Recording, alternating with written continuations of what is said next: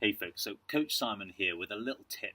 So it's one of the things that if we can, we'll try and get some of our clients going recce a course, especially if it's one of their A races and it's the one that they're really looking to do well in. So look, if you are able to get the opportunity to recce that course before your race, then it can pay massive dividends later come race day. For the swim course, it might be really beneficial so you can identify landmarks which will be helpful in sighting, and also identify some things like hazards where you might get held up in the race itself. It'll also help you figure out where your entry and exit points are, and most importantly, the distance to T1. And that's all valuable information that can help you calm your pre-race nerves. Getting the opportunity to ride around the bike section can give you real insights into how you ride the course. It may be that it's just not as hilly as the organisers tried to make out, or possibly it's a little tougher than you thought it is.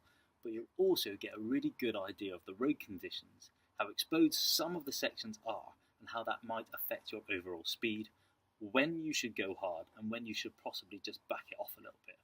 And also it's kind of important to figure out just how technical the route really is. See, the same thing goes for the run. Understanding the elevations and the terrain of the course will help you make a much more educated decision about footwear and your overall pacing. There is no point, for instance, of wearing race flats if the run course is as rocky and muddy as hell. And you also have to consider this. If you're lucky enough to be able to recce the course a few months beforehand, you can get a really good idea of what to expect overall, and that can really dictate your training to suit the racing. And I know what you're thinking. You're thinking, but what if I can't get there at all, Simon? Well, look, studying in detail the course profile will give you a better insight into the elevation and the difficulty of the ride and the run. And you can always look back at some of the past results and to get a really realistic time of each discipline too. And thanks to apps like Strava, you may well find the course you're racing will be actually on there, and that'll help you as well, trying to figure out your elevations and overall times that you're aiming for.